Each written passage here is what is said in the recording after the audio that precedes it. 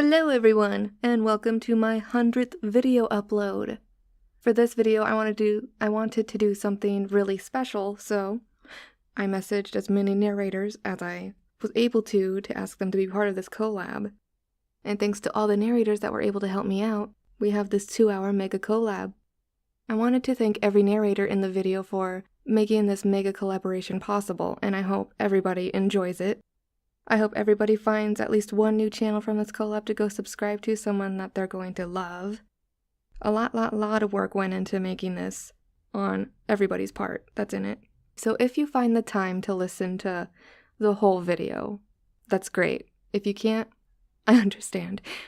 Hopefully I will have timestamps put into the description or the comments section, so you can just start at the narrator you left off at, and hopefully you'll be able to finish this video soon enough. And if you do, leave a comment down below telling me you made it, or let me know if you found somebody new from this collab. Let me know if you had a favorite story, or just some random riffraff, I don't mind. And be sure to like, comment, and subscribe. And now, let's start the stories. Threats and commands do not have to be shouted to be frightening.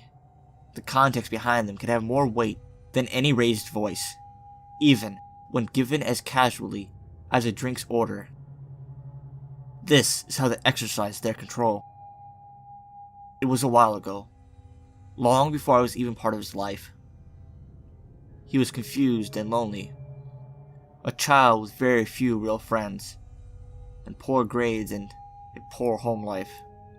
He was drawn to this mysterious stranger, sophisticated and authoritative, needing that stability and influence. He found comfort in it. He originally believed it to be out of love and affection, in the same sense a husband would protect his wife from those who would disrespect her. Months passed, and this influence began to grow. Held hands became constricting grips, and the question marks disappeared from their request. He stared at the ceiling in bed every night, with tears in his eyes. He still hasn't told me much about what came next. He doesn't seem to remember much, because he'd rather forget than forgive. From what I can gather, he kept smiling and obeying, until he moved far away from him against their own will. Without being backed up by physical presence, their threats became hollow and meaningless, and contact dwindled until he was free from their torment. They are gone now, but the damage is done. When he hears their names, the bruises seem to rise back onto his skin, and the tears sting his eyes once more. Every day, another memory comes back, and I hear another story that gives me even more reason to find them. Some pressures can only last so long. I lay here today, staring up at a colder, darker ceiling than he did all those years ago. But there aren't any tears. Only a cold, content smile. With his blessing and my action, the nightmare can now be forgotten for good. He asked me if I regret what I did, and what came from it. I told him the truth, that I would happily face 100,000 juries if I could once more spill the blood as guilty as their verdict.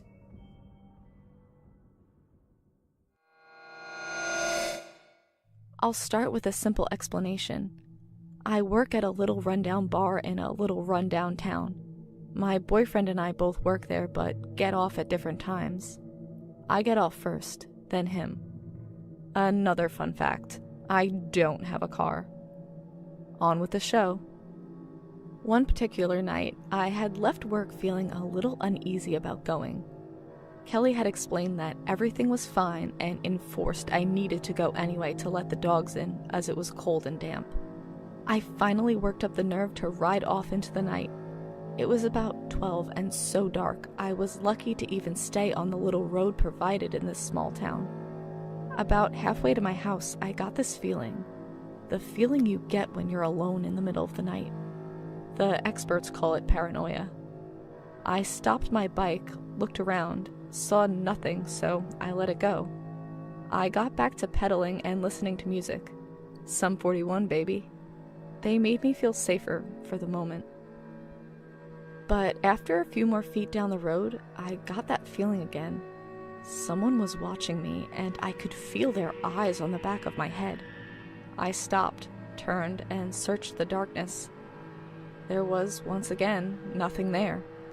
I tried to breathe and just listen to the great sounds in my ears. It didn't help this time. I paused my iPod. All I could hear were the sounds of the wind. I finally took that deep breath and got back to writing. I was almost to my house when something stopped me. My dog. He was out of the gate, in the road, just barking. "Cammy, it's me!" I called out to him. He kept barking, though. I tossed my bike in the ditch by the house and took the fuck off up the stairs to the door. I left Cammy out there to fend for himself. He could. He was a boxer pit mix. I got in the house, slammed the door, and just sat there on the floor breathing like a motherfucker. After a few minutes, I worked up my nerve. I stood up, opened the door, and stepped out onto the porch. That's when my heart flew out of my nose, so to speak. There, in the road, was a man. Stood maybe 6 feet or more, so it seemed to me. He had my dog, holding him up by his back legs. Cammy was dead. Now, the streetlight there has a bad habit of shutting off at random times. That means it also comes on at random times, and boom, the light flickered and I saw his eyes. The man's eyes. They were dark, they were sunken in, and they were mean. I will never be able to get them out of my head.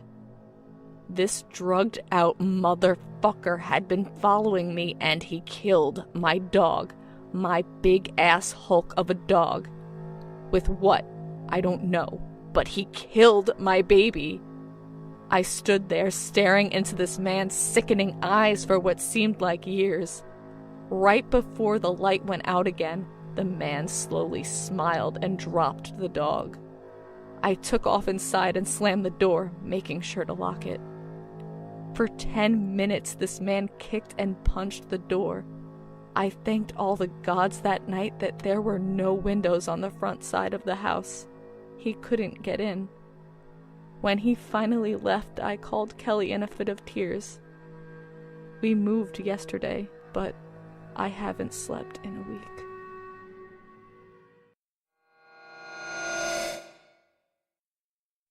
World Health Organization, Geneva Institute. Richard M. Okine, Genetic Research. 12th of August, 2019. First journal entry. Chronicling bacterial research. The bacteria is spreading. First case reported, Vatican City. 2 cardinals found dead.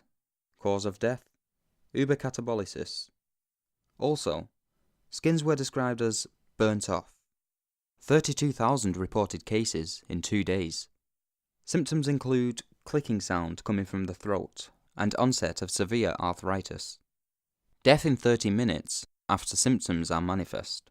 We, scientists and researchers from across the world, have been gathered to decode bacterial genome. Nothing we have seen before. Code continues to mutate every hour.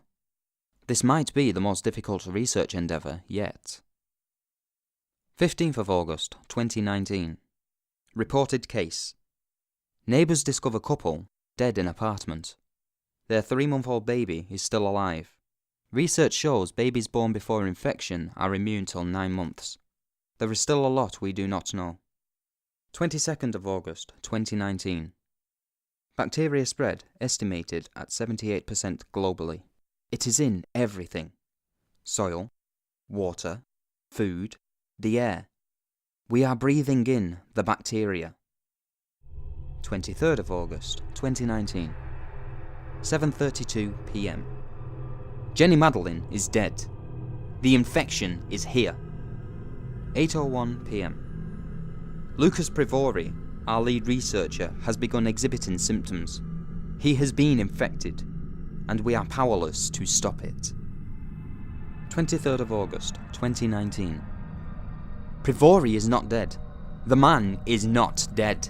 We have made a breakthrough. Heavy smoker as he is, Privori, placed in quarantine, asked for a cigarette to alleviate the pain. The effects were instantaneous. His arthritic hands loosened up, and clicking ceased. 1 hour later, still alive. Comparing samples from his blood, pre- and post-infection, have shown startling results. The nicotine in cigarettes serves as an inhibitor to the bacteria's ability to take over the body and force it to eat itself.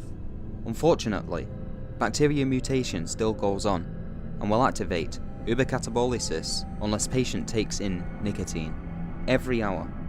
Last few hours have been more productive than all the research combined. It is not a cure, but it's a start.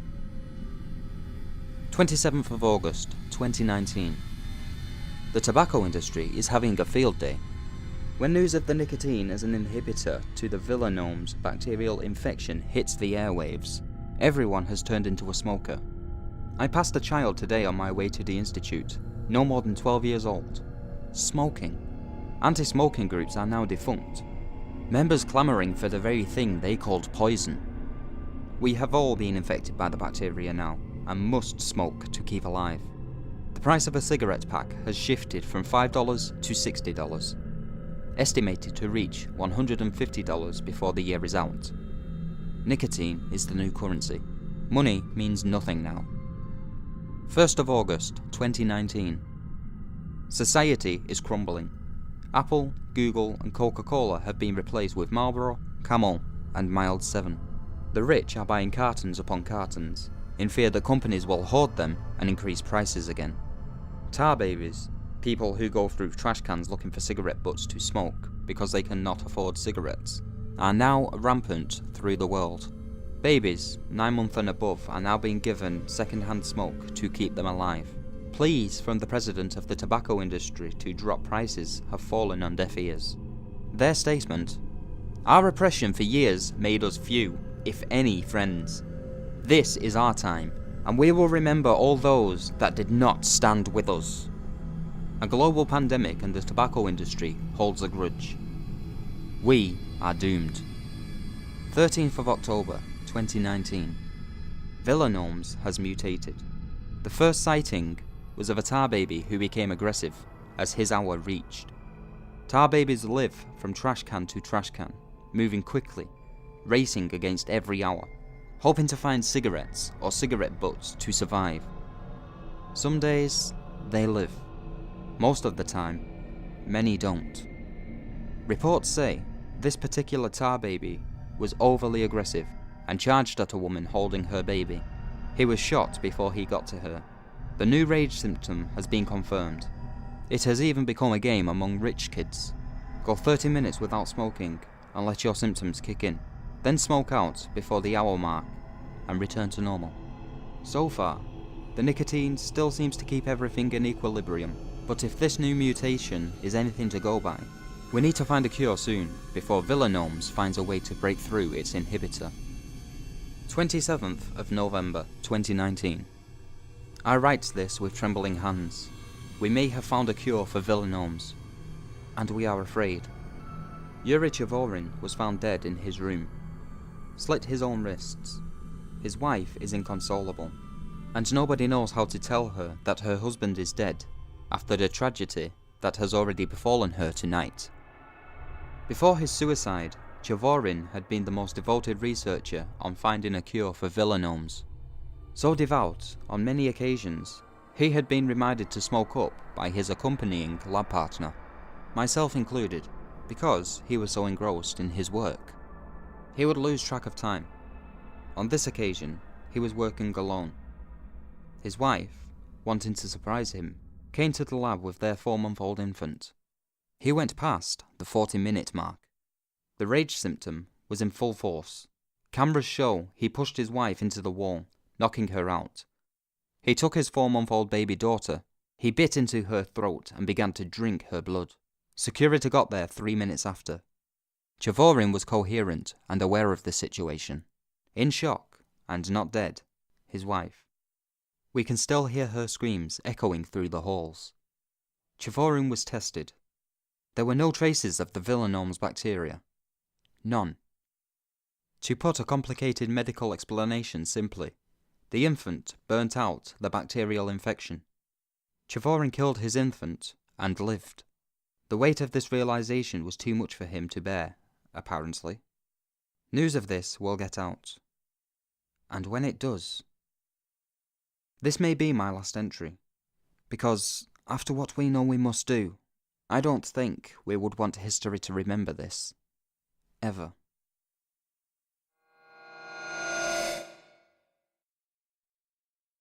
My grandfather grew up on a chicken farm outside of Krakow, Poland. He passed away a few years ago at the age of 82.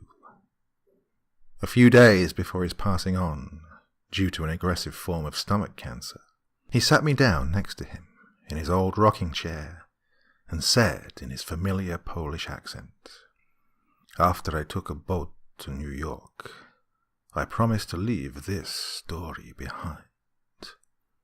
He didn't look up as he spoke to me, simply staring into his cup of black coffee. It's been 70 years, and I must tell someone before I meet God. I was born in a small, quaint, empty town, which, despite the Nazi occupation, still functioned normally. We lived in this 2-bedroom farmhouse, my mother, my father, and my 2 brothers, Michal and Igor.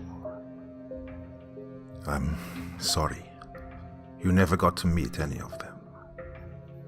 Anyway, Michal and Igor were twins, identical twins actually, and we had heard rumors of the Nazi fascination with identical twins. This forced us, and we already lived in a secluded part of the countryside, in the last occupied house in the town, to become even more reserved. In order not to get into the occupied towns, we basically ate only chicken and eggs for every meal, and whatever Mama could gather from the garden. It was lonely, but we survived. The only 2 things which were really hard on me were the fact I had to sleep in the basement, due to Michal and Igor being toddlers. They required my father and mother's attention.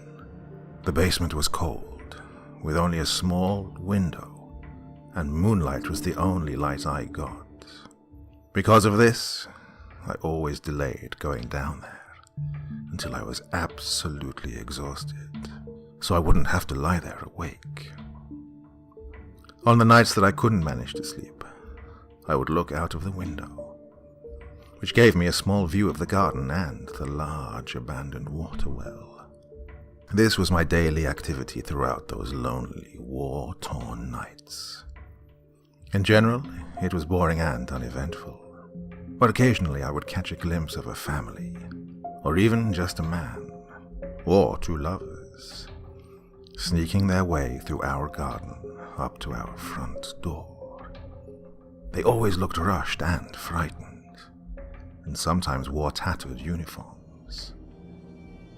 What would follow were the horrible sounds of banging and pleadings for whoever lived there to open up, followed by an argument between my father and mother over whether we should let them in. He moved in the chair to adjust himself. "You see, son, we didn't know it. Well, at least I didn't. But we lived fairly close to the Auschwitz concentration camp, and those people were escapees." Well, did your father let them in?" I asked impatiently. "No," he said. "It would have been a death sentence for them as well as for us. The Nazis didn't like Poles, but they tolerated us, and it was easier to hide Michal and Igor than an entire family. My father did what he had to do in order to keep his family alive.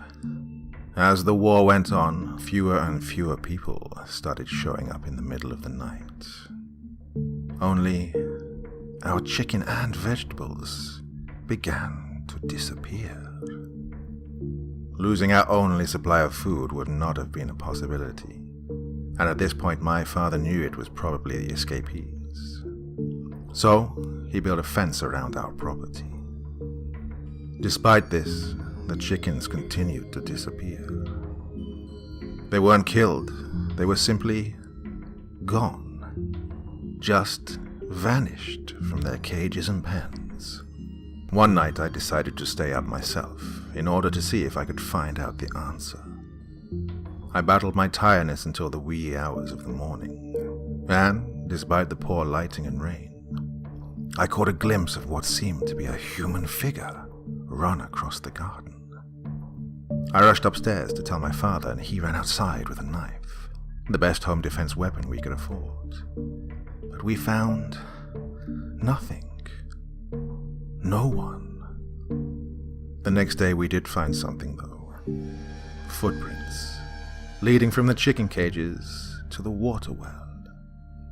They were made in the wet mud from the rain, and they were of bare feet. No shoes, no socks, just feet. My father had mercy on the man who was trying to find refuge and left him a note, indicating that he had 2 days to leave and then he would begin to seal the well.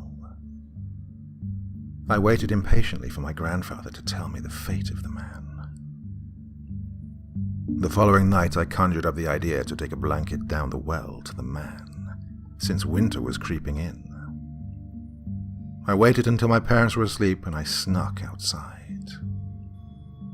I shouted something friendly down the well, indicating to the poor man that my intentions were benign, and I began my descent, hands and feet clinging to the pegs which were attached to the stones. As I approached the bottom, I smelled something absolutely horrific, and I pulled my father's flashlight from my pocket and tried to shine it on the man. Coming to the realization of just how large this well was, since it used to supply water for the entire town and its families. Families which no longer remained.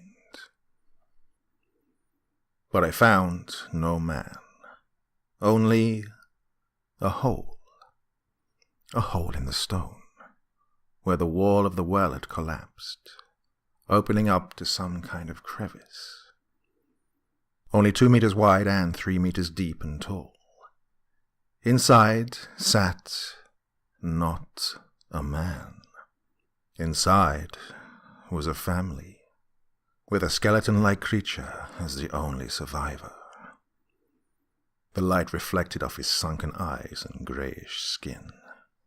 Face covered in blood, with chicken carcasses scattered around. A pile of decomposing chickens, next to a woman, a son, and a daughter. The children must have been barely 5 years old. And they seemed to have been dead for weeks. The man, if he could even be called that, just stared at the light, and I stared back, incapable of breaking his stare. I did not feel threatened by him, for he lacked any sense of aggression. He simply sat there, crouched over, without a sound, next to the putrefying bodies of his loved ones. He was empty, devoid of whatever in us makes us human. He should have realized his family was dead long ago, but he was still bringing food for their corpses. He couldn't accept it. He did finally turn his head, though, when I shone the light back onto the corpse of his daughter. He stared at her and sat down closer to her and continued to stare. "You can leave now. I'll open the gate so you can escape. My father will seal the well in the morning," I said to him. "Please, leave now." My young voice and advice didn't seem to have any effect on him. At this moment, I decided it would be better for me to just climb back up the well and leave. Hopefully the man would follow and escape. As I began my climb, I shone the light on him one final time. "What did you see, Grandpa?" I shuddered. A tear fall from his eye. He had become a man once again. He broke free from the delusion only when he saw the body of his dead daughter, which had been hidden by the darkness. He realized he had been bringing food, not to his family, but to corpses. That night, it rained again, but I found no footprints leaving the well in the morning, when my father sealed it.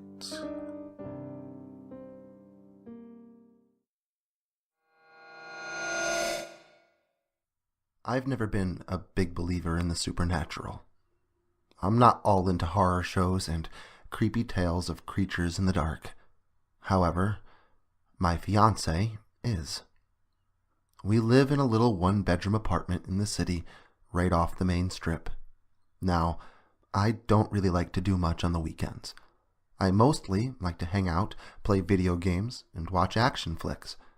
She's the one that's always pushing me to go camping and explore creepy places. Granted, most of the time, once I've gotten myself out of the house and into the full swing of the activity that we're engaged in, I begin to enjoy myself. But it did take those first few challenging steps of getting me out of the house. One Friday, after taking the bus home from work, as Samantha used the car, I was greeted by my beloved wife in the entranceway of our apartment as I wrestled with the boots strapped to my feet. She told me she wanted to do something with me that weekend, that very night, in fact. I let out a sigh. "What do you have in mind?" I asked her, sarcastically with a smile. She had just suffered a recent tragedy in the family. My mother had passed away only a week before. I hadn't really been doing anything but moping around the living room on the weekends, so I think she wanted to help me escape a little, via a little excitement and fun. Samantha proceeded to inform me of an abandoned cemetery that existed in the dense forest on the city's edge. I had actually heard of this place before. Apparently, deep in the woods on the outskirts of the suburbs resided an abandoned cemetery whose headstones were so overgrown with brush that it could only be located by the large stone mausoleum that still stood erected in the center of the stones, encompassed by dense vegetation and partially hidden by the thick trunks of old trees. She had been told multiple times by many of her friends, some of them skeptics like me, to stay away from the place because of its association with actual demonic occurrences. Honestly, I didn't really want to go because the forest it resided in was restricted access, entry prohibited by police. Of course, this was the reason she wanted to go at night. I protested at first, but she does what she always does and knows what to threaten me with. Sparing the details, she had me cornered, and I had to agree to accompany her. She would have likely gone without me if I had stood firm, but for one, she would have made good on her threats, and two, she would have gone alone, and that wasn't safe. Not for a beautiful young woman by herself in the dark. After dinner, and night had fallen, she began to get ready, and I hesitantly followed her lead. As I grabbed my coat, keys, and a mag light, Samantha walked towards the front door and me, presenting me with a necklace with some odd pendant attached. "What's this for?" I asked her. She told me to wear it for protection. I laughed out loud and asked if she was serious, but she insisted that it would protect me and started to threaten me again. I assured her I would put it on and took it from her hand. She walked out the door before me while I placed the charm in my side coat pocket, shut the door behind me, and followed her to the car. I wish I would have paid attention to the tiny clink noise when I shut the door on the porch. Samantha is the one who always does the driving, so I climbed into the passenger seat, buckled in, and shut the door. The place where we would park the car was about a half an hour away, so I pulled the joint I had rolled from the breast pocket of my jacket and sparked it for Samantha and I. The city streets were relatively vacant, considering typical traffic, so the two of us enjoyed the drive there as much as we hoped to enjoy the rest of the night. The joint was long gone by the time we had pulled into place, but our buzzes were still going strong. Paranoid, the two of us climbed from the car, shut the doors, and waited for the traffic to die down in the isolated area of the outskirts before we would cross the road, negating any chance that a cop would see us enter the forest on the other side. As soon as we both felt the coast was clear enough, the two of us made a dash across the road and into the woods. The road out of sight behind us, the excitement of exploring the area at night began to set in. Everyone I knew warned us to stay away from this place, and now, in the dead of night, we were searching for it. I still didn't believe that anything irrational would occur, but the intensity of the moment made my heart race with anticipation. About a half-mile in, Samantha spotted something with her flashlight. There, in the distance of the inky black within the forest, jutted the corner of an old stone structure from behind a few thick trees. She had found it. As we approached it, I shone my flashlight around me in the dark, visually uncovering scattered headstones all encompassed with forest life. The place was eerie, but almost mystical in a way at the same time.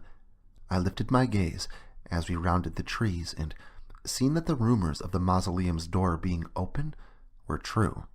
In fact, the door was ripped completely off the hinges.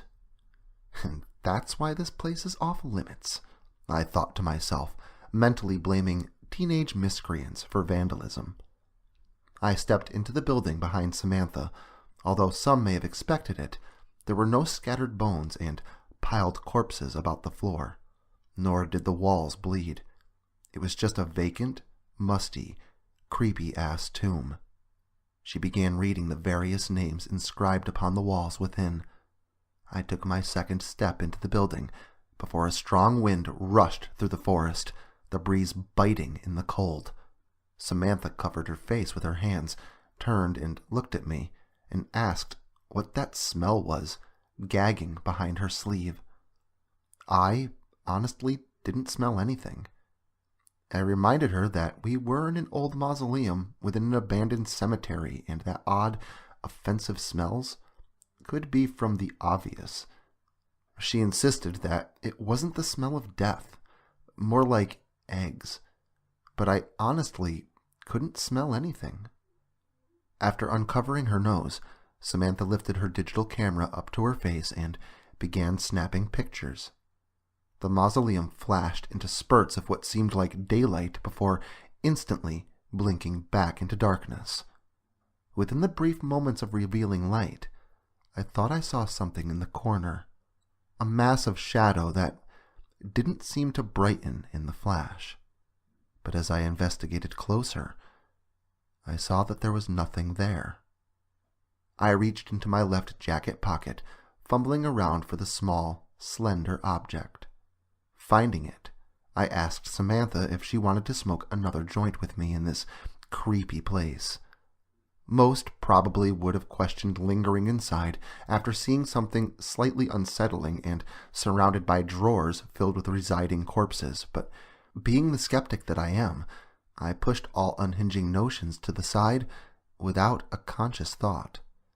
After getting her to agree, I began to fill the space with a thick, sweet smoke. While passing the lefty back and forth, I stole Sam's camera from her hand and began looking through the pictures that she had taken. I skipped out on the rest of the joint as I began to examine the shadow in the corner that I had investigated earlier.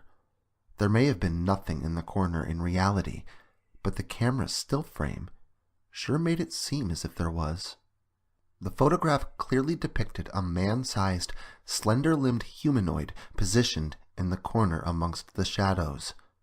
Framed within a black splotch that appeared to be a head was what looked like a signifying set of upper teeth. I deleted the picture before I took the roach from Samantha and exchanged it with her camera, giving it back. Although I figured it was just a trick of a poorly taken shot, I knew Sam, sensitive as she is, would panic if she had taken a good look at that picture. As she finished looking at the rest of the benign pictures she had taken, I persuaded her that it was getting late and that we should start heading back. Aside from an ever-increasing invading wind, the walk back to the car went unobstructed. However, when we arrived, I began to think that I may have been coming down with something because I climbed into the car and sat down, and I felt dizzy and nauseous. My assumptions were only supported when my dinner from earlier demanded an exit only 5 miles down the road. I tried to contain myself, but I had to ask Samantha to pull over.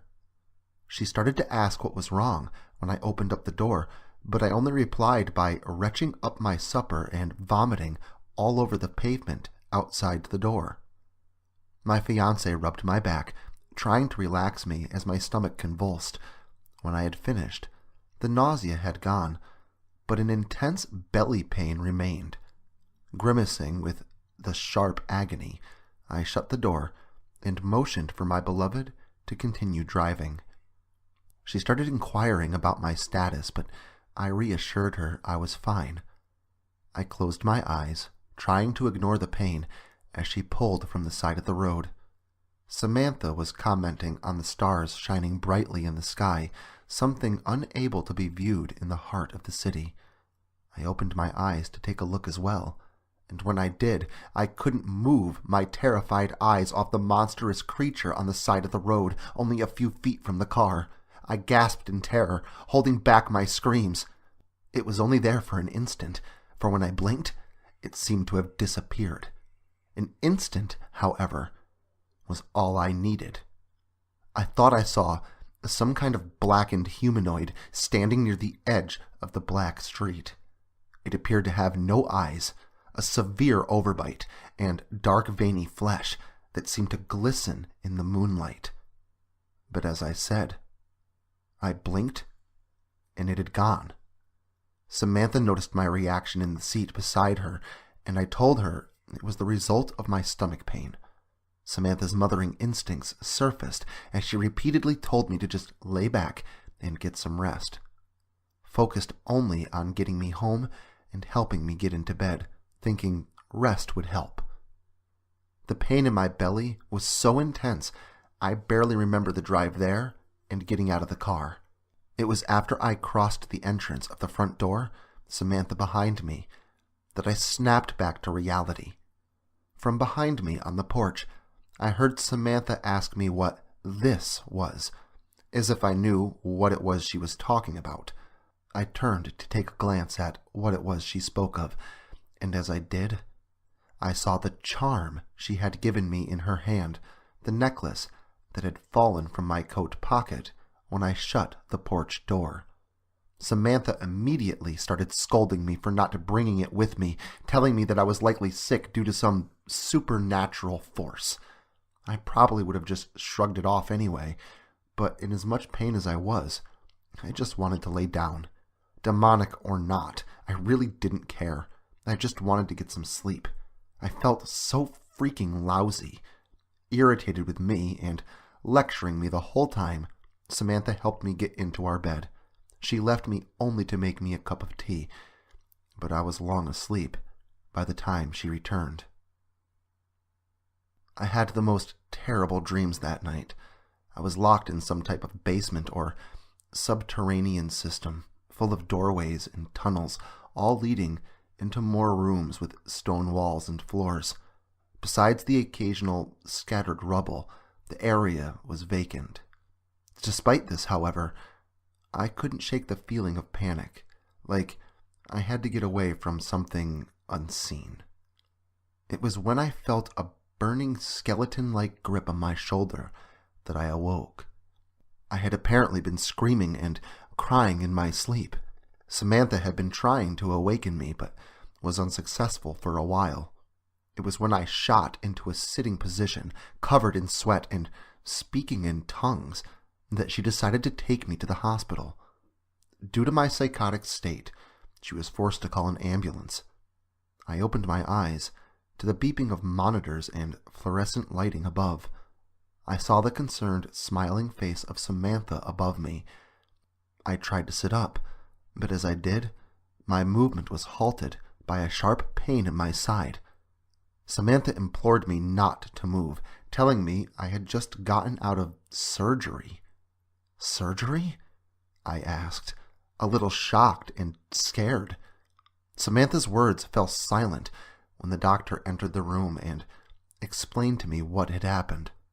He told me the reason I had been so sick and in so much pain was because I had a massive tumor growing inside of me. When he showed me the picture of the eyeless, glossy, blackened mass with an overbite that he had removed from me, I immediately recognized it as the thing from the side of the road. Like some kind of parasitic manifestation, something had tried being born through my body. This is a true story that happened to me.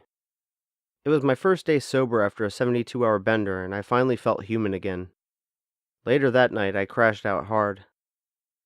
I was awake consciously, but my whole body was asleep, and I started hearing a faint voice speak. I decided to embrace the sense of dread and fear it brought on.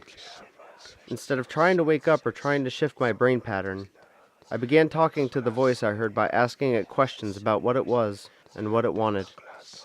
It replied as a form of higher consciousness and an extension of myself. It went on to tell me things about myself I wasn't ready to face, and in reality, truths of the deepest reaches of my soul which was too much for me to handle. The last thing it told me was that I was destined to die by a bullet. I tried to wake up, but I was paralyzed.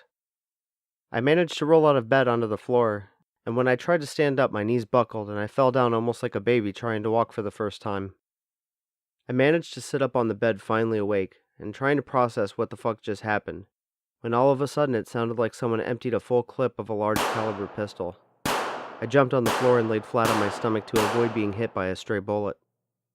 A few minutes later I ran to my neighbors, both the left and right, but they said they haven't heard any gunfire.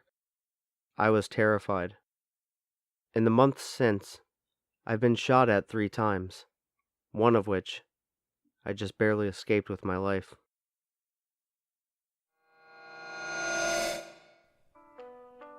When I was 5, my parents sent me to live with my Aunt Claire, never to return home, and never to see my parents again. The problem with this is, I honestly cannot remember anything from before I went to live with my aunt. I should tell you, my name is Sarah, and I'm 20 years old. I decided a year ago to go to therapy to help with the memory loss, anxiety, and depression. It has helped some, but not very much. I have these horrible dreams that feel real, but I have no idea if they are. I have asked my Aunt Claire over and over again about the past, about my parents, to please talk to me. But she refuses. She legitimately seems scared. My fiancé Michael is very understanding, my rock to lean on. I do not know where I would be without him. The other night I had the worst nightmare ever. I was in a dark place. I could not see anything. There were voices all around me, telling me they missed me, and I should go home. They needed me, they wanted me, they had to have me, to please set them free. I awoke to screams and Michael shaking me, saying everything was okay, you're safe, Sarah. Then the phone rang. Michael picked up the phone. You could hear wailing and screams coming from the receiver.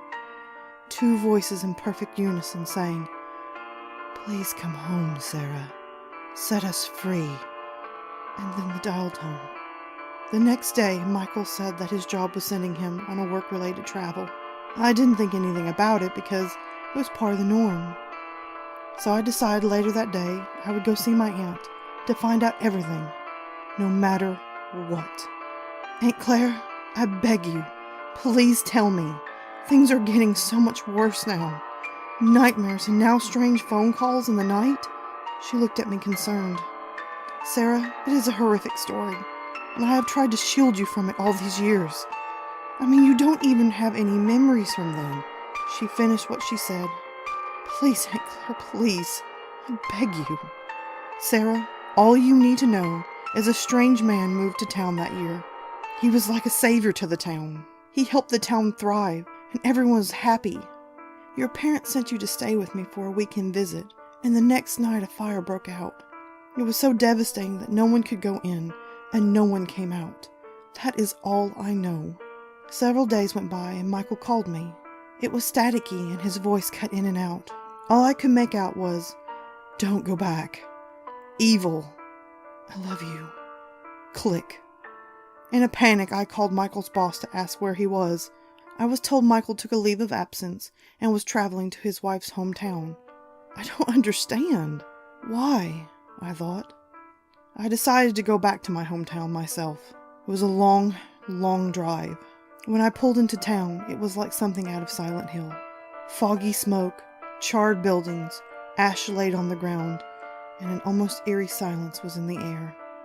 The only thing that caught my eyes was, in the town circle was a cluster of trees with ropes hanging from the limbs, and strange drawings were drawn in different places in the town. I walked around to investigate, and I see a little girl in my peripheral run past. I follow her through building after building, only to end up in what looked like a shop of horrors, filled with cult relics. When I finally caught up to her, she told me, "You should have never come home. Now I fear it is too late for you. He knows you're here, and he will never let you leave." Then a black, ominous smoke filled the room, and she was gone. The sun had set, and I was now all alone. Strange music accompanied with screams that filled the night air. I make my way out of the building and into the town. I can't believe it. There's townspeople running everywhere. It looked like hell had opened quite literally right in the middle of town. Black apparitions claimed the night for themselves. Hooded figures slice men wide open, spilling organs onto the ground. The ropes, dangling from the trees, now have people hanging from them. I see Michael, and he is tied in a circle of what looks like blood and candles. I cry out, "Michael!" and begin to untie him. I hear him say, "You should have never come here." From behind, a man says my name, and I turn. His eyes are black. His grin is ghastly. "Welcome home, Sarah. We have waited a long, long time for you. It is time for you to join us forever," he said in a low growl. I am now surrounded by black-eyed townsfolk. There is nowhere to run. Two entities grab me. "No, please stop, please. I beg you. Please, God, I beg you, save my soul." The demon of a man rips my heart out. I see it beating in his hands. As it slows, all I can think now is I should have never come home. Demonic laughter can be heard through the crowd as he devours my heart.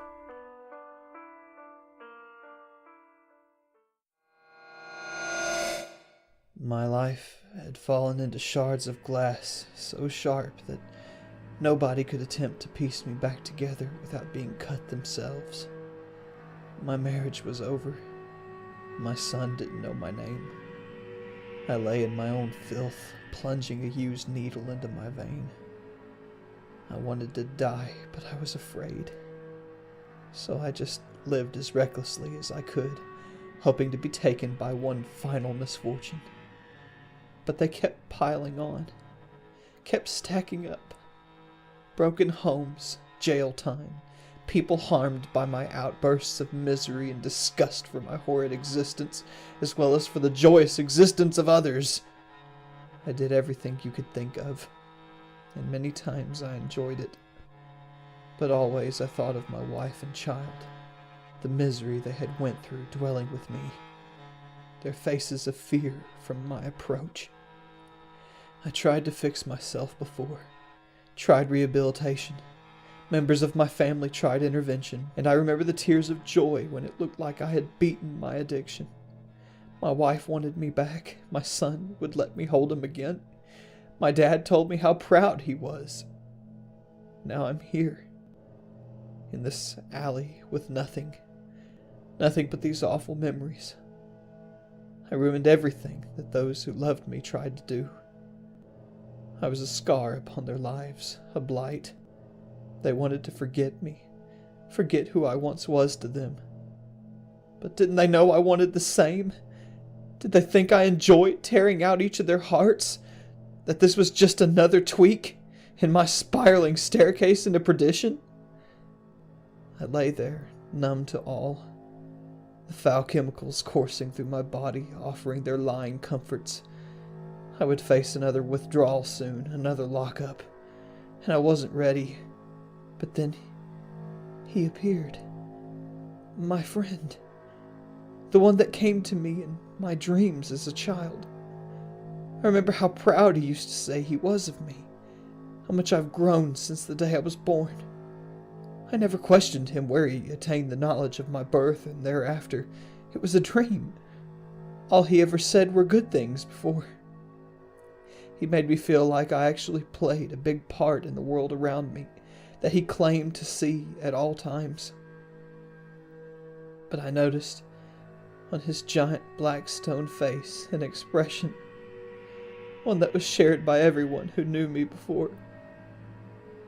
I stayed silent as he hovered down to me. What could I say? He could see me perfectly for who I was and how different I was from when the last time we played together, those 20 or so years ago. The look was too much. I turned away and sobbed, but suddenly, as he always did before, he told me words that made me so happy. I couldn't believe it was true. I believed everything he said before during his tales about the world around me, for I would see them either in person or on the TV the next day. He knew all around me, so what he said in that alley of discarded hopes and failed ambitions had to be true. It had to be. "You are a mistake," he said. "You were never meant to be this way." His face remained sullen, like a man with so many burdens on his back. "You are to take my place. You are to watch this world in my stead. Your life will be erased, as well as the memories of you." I stopped to look back at my physical body, laying there as an empty shell. I looked pathetic, ruddy, and wretched. I turned back to my friend. "I'm ready to go," I cried. He came closer and closer to me. "Touch me, and I will be no more. You shall take my place." I worried at this. "But what will happen to you?" "It doesn't matter anymore. Just touch me." I did. And it was exactly as he said. I was transformed instantly. I heard the silence of space, the beauty of its stars. Then I turned around and seen the earth. Such a beautiful world, beautiful creatures that thrived upon it. Was I God? Was everything before me visible at my own whim? I watched diverse nations go about their lives, many happy, many sad. Some were grateful for all that was given them. Most were like me. But I wasn't me. I wasn't among them, nor had I ever been. For I could see that time had rewound itself to the year of my birth. I could tell by the models of cars and the dates on newspapers. I hovered above a busy earth in the busy year of 1982. I seen them, my parents, young and happy. I wasn't there. Mother was sad, only for a short while. They adopted. He was a boy named Joseph.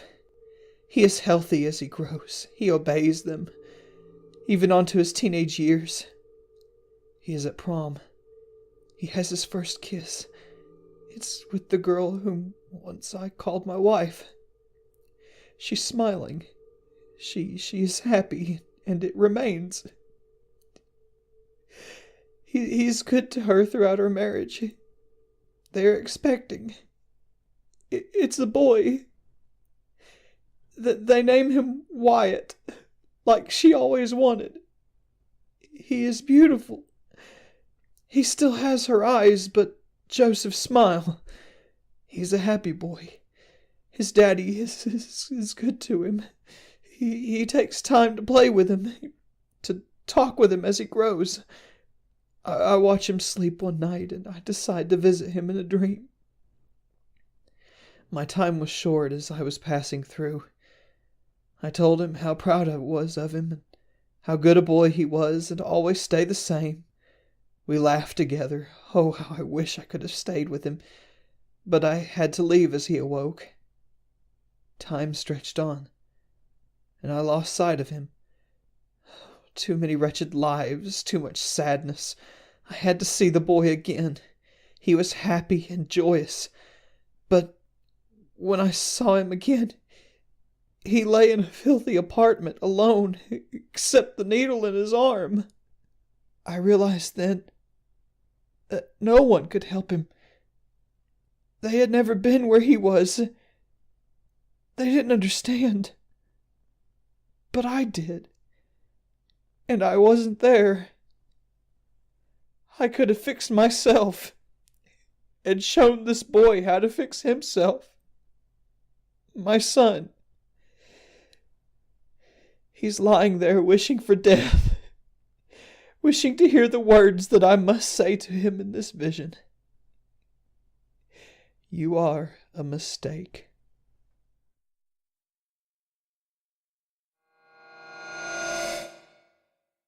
There's an old abandoned building near my house. Typical, I know. Anyways, there's hundreds of rumors and stories around this building. Some normal, some insanely out of this world. Some say an insane maniac lives in there and tortures anyone who enters. I've even heard that it's a portal to another dimension where nightmares come to life. The only consistent bit of knowledge is that whoever goes in either doesn't come back or comes back completely different. My best friend, Danny, and I, Chris, names changed to protect identity, are huge enthusiasts when it comes to anything supernatural or even remotely strange, so we decided to check it out. Since the latest disappearances, cops have been patrolling the area during the day, trying to prevent anyone from getting in, so we had to wait till night. At about 10:30, she came over to start preparing the gear. We made sure to pack some food, warm clothes, and my handgun, Beretta M92 for you gun buffs out there, in case there really was a homicidal maniac living there. We left the house around 11:30, midnight-ish, and arrived at the building a couple minutes later. The second we step out of the car, I notice an unusual eerie fog surrounding the building. Seeing that it was winter time, fog wasn't new to the area, so I didn't think much of it at the time, other than it was extremely thick. We grabbed our gear and headed inside. The door was locked, so we had to break a window to get inside. We threw our stuff in the window, then climbed into the building. Worst mistake of my life. If I could go back in time, I would have never stepped foot in that fucking hellhole. The first thing I noticed inside was how abnormally dark it was. Though we had a few LED flashlights, they didn't do much help seeing in front of us. We had about a 3-foot range of vision, but we decided to explore anyways. Danny was holding the camera and switched to night vision, but even that didn't do much good. I was holding the flashlight and had my hand close to my gun in case some deranged psychopath tried to kill us. As we reached the center of the building, I noticed a smell. Not a nice smell. I'm not quite sure how to describe it. It had a metallic tinge to it and slightly burned my nose with each inhale. We also started to hear footsteps. They were quick, almost too quick to be natural. We reach a long stretch of a hallway that leads to a big open area. In the center of the room, there was a big opening that nature decided to create that extended down about 20 feet that seemed to be a basement of some sort. As we approached the hole in the ground, my eyes started getting blurry and my hands started shaking. The flashlight started flickering, so I banged it against my hand a bit to try to get it to work. Then it tripped over something and the camera flew out of her hand. It slid a couple feet, then fell down the hole in the room. We knew it was beyond broken, so we didn't even bother trying to get it. We turned the flashlight to the ground to try and figure out what Danny had tripped over. The light shone on the ground and revealed the body of a deer. It was torn apart. The body had been chewed on, clawed at, and ripped up. Blood was all over the floor. I immediately recognized the smell. It was blood. But the smell was too pungent to have been from one deer. Taking a closer look at the floor, I noticed the blood is smeared all over the floor. Not only that there were prints in the blood, almost like hands, but the fingers were too long. By long, I mean almost a foot in length, and they were pointed at the tip, almost like talons.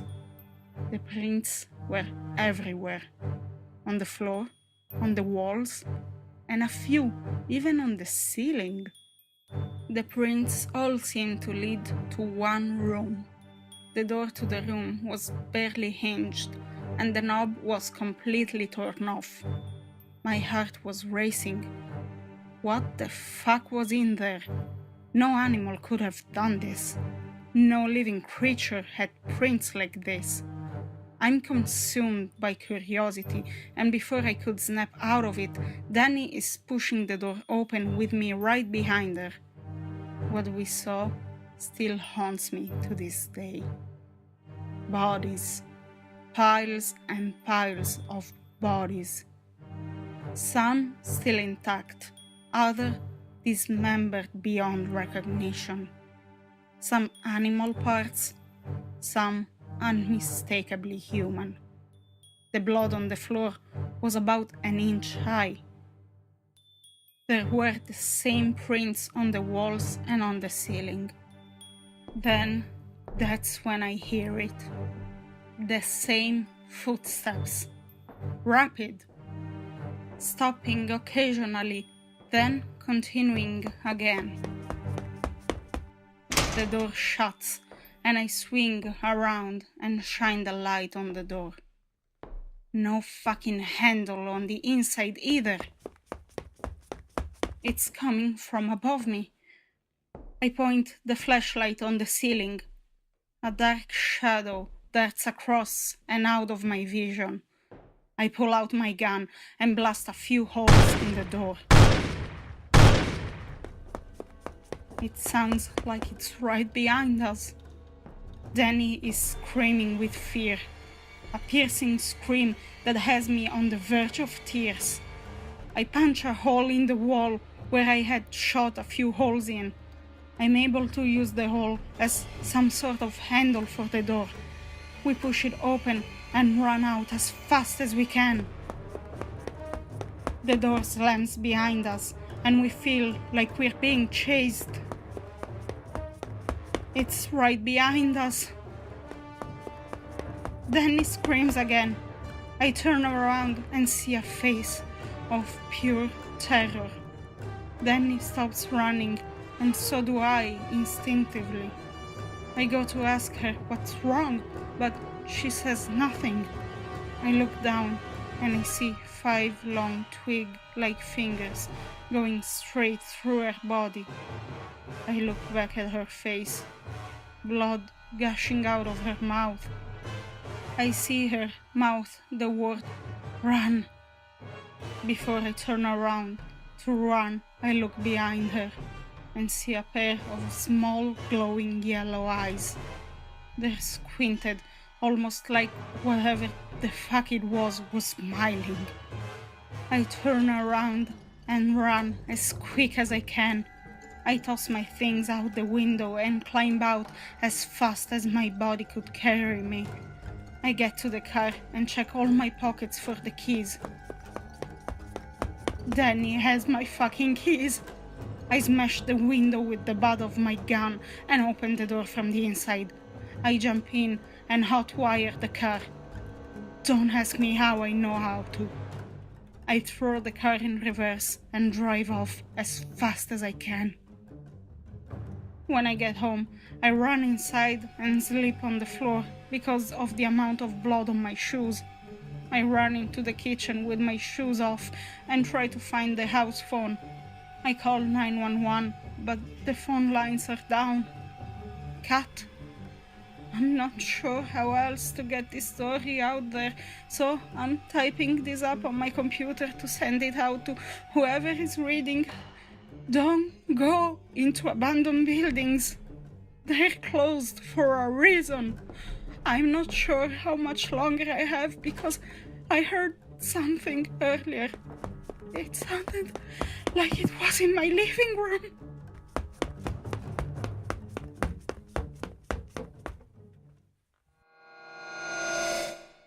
The overly wide, grinning mouth is a horror cliché.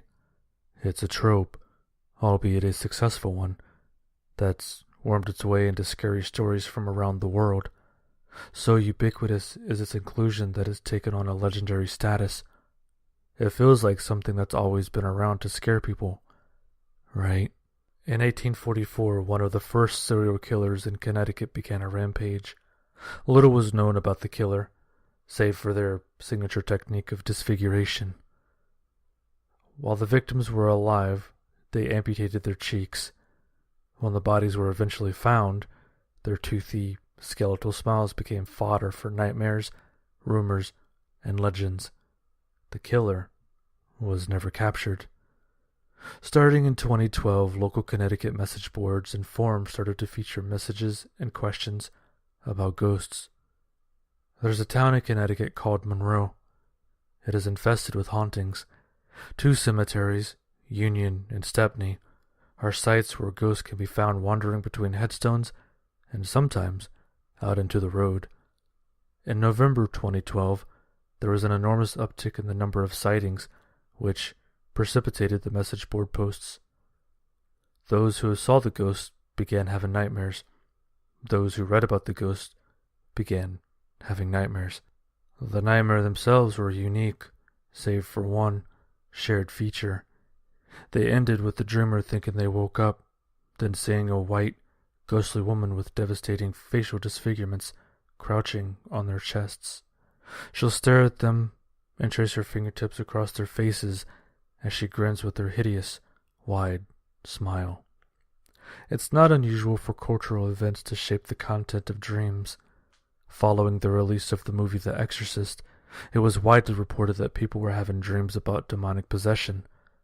These reports of the ghostly woman are likely tied to the prevalence of the scary stories I mentioned above, along with the sightings of so-called ghosts. I believed that for a little while. Then I started having the dreams. My kids and wife did too.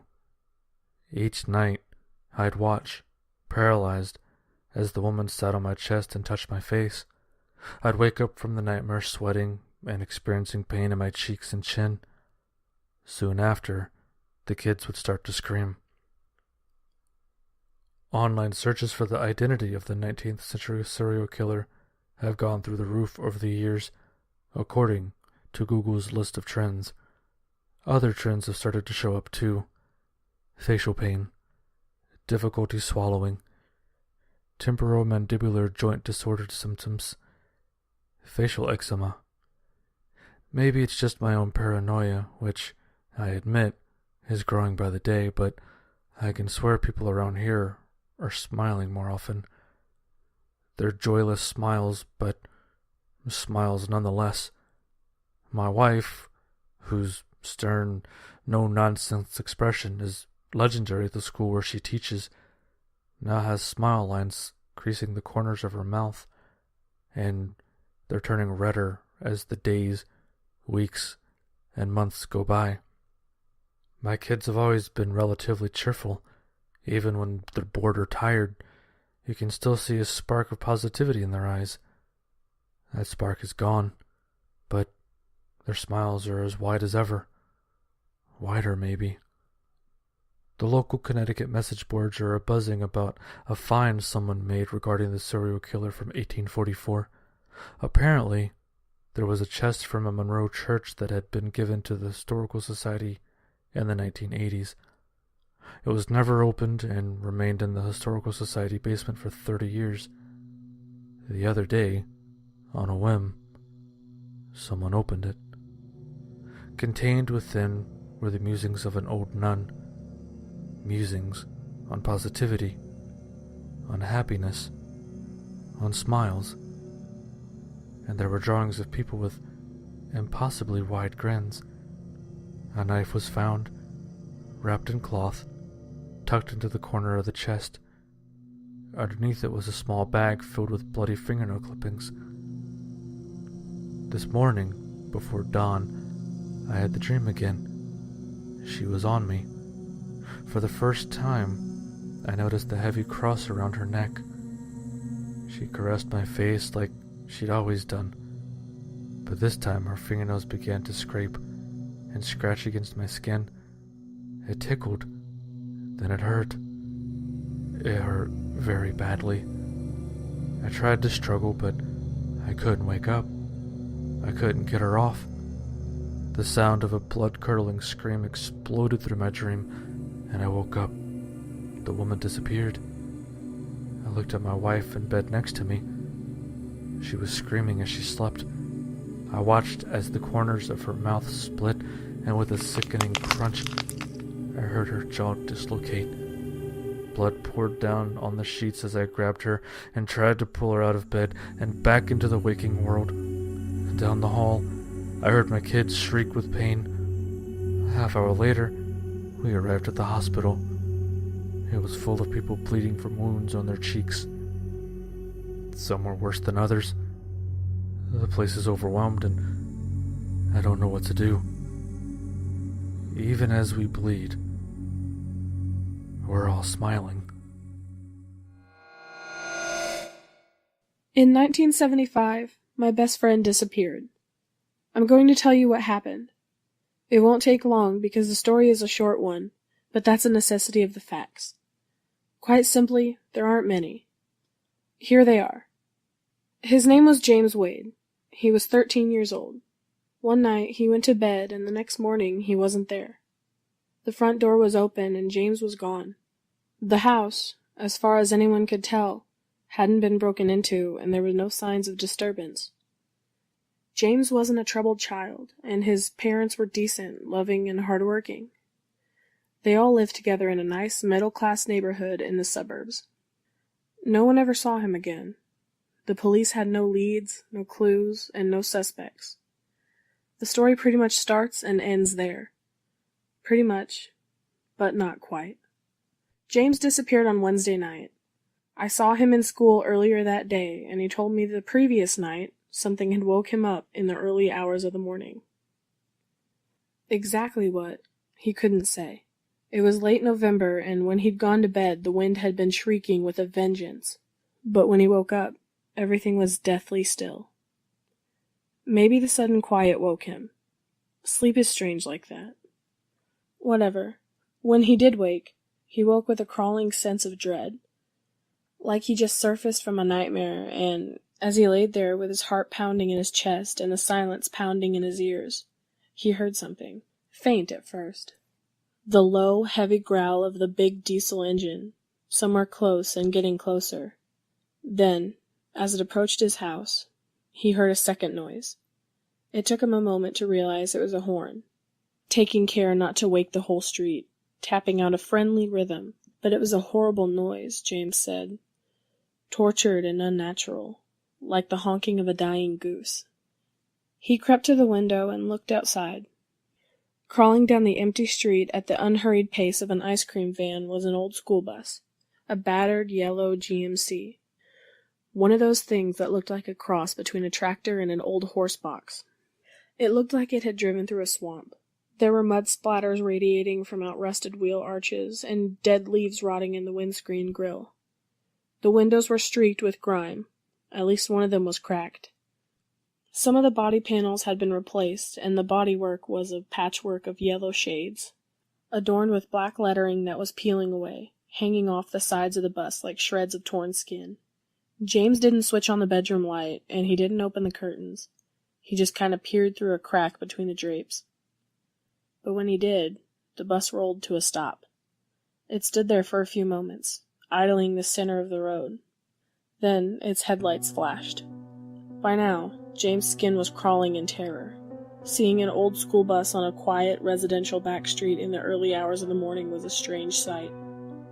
But it couldn't have been one that inspired blind terror. But it did. James could sense that something was very wrong. He dived back into bed and pulled the sheets over his head. He laid there for a while with his heart beating, and sometime later, not long, maybe 5 minutes, he crept back to the window. The bus was outside his house. When he inched the curtains open, the horn went. A friendly beep. A "come on, it's time to go" beep.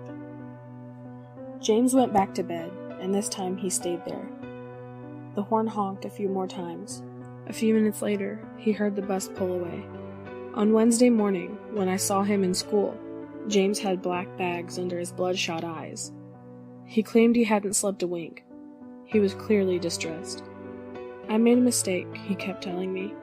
"I shouldn't have looked," he kept saying. "It doesn't mean anything," I told him. "It's just a bus." But nothing I said seemed to reassure him. "I shouldn't have looked," he kept saying. And that's where my story ends. Me and James went our separate ways at the end of the school day, and I never saw him again. That's it. No big reveal, no explanation, no twist, no climax, nothing. Unfortunately, life is like that. Loose ends and unanswered questions. I'm in my 50s now. Sometimes I get nightmares. Sometimes they're the same, and sometimes they're different, but even when they're different, they're just variations of the theme. Here's one. It's late at night. My car has a blown tire. I'm fixing it by the side road. I hear an engine. It gets closer and closer until I'm shielding my eyes from the glare of oncoming headlights. A school bus rolls by. As it passes me, I see a kid in the back window, banging the glass and screaming something that's lost in the roar of the GMC's huge diesel engine. It's James. He hasn't aged a day. I'm not a superstitious person. There's nothing in this story that can't be explained rationally. Maybe the bus had nothing to do with James' disappearance. Hell, maybe there was no bus. Maybe he dreamt the whole thing. Even so, I got 2 children of my own. And when they were young, I told them an embellished version of this story. A story about an old school bus that cruises the streets at night. It moves slowly, like a stalking cat, its horn honking gently. A siren song to curious children. Soon after that, maybe even the same night, that child will disappear without a trace. I told them that sometimes you can see the bus during the day, but during the day it can't hurt you. During the day it just travels from town to town. Sometimes adults see it too. It can't hurt adults. Or maybe it can. It just doesn't want them. Mostly, adults don't even notice it, but even when they do, they certainly don't notice anything strange about it. Because although you can see through the windows, you can't see inside the bus. You can't see the children banging on the glass, crying and screaming and wondering why the hell you're just standing there looking at them, and why the hell you don't do something. You can't see the children who gave up hope long ago and now just sit there, staring into space or sobbing into their laps. The children never get old. The bus never stops. My children cried and wouldn't sleep for a week. My wife was livid. I didn't care. I'm not saying that what I told my children is true. It's a bastardized version of what James told me with the gaps filled in by my nightmares. Nevertheless, it seemed important to me that my children know that if they are ever lying in bed, and if they ever hear the sound of an engine and a honking horn, they ignore it. Failing that, they should run out of their rooms and come and climb into bed with me and their mother. Anything. Just don't go to the window.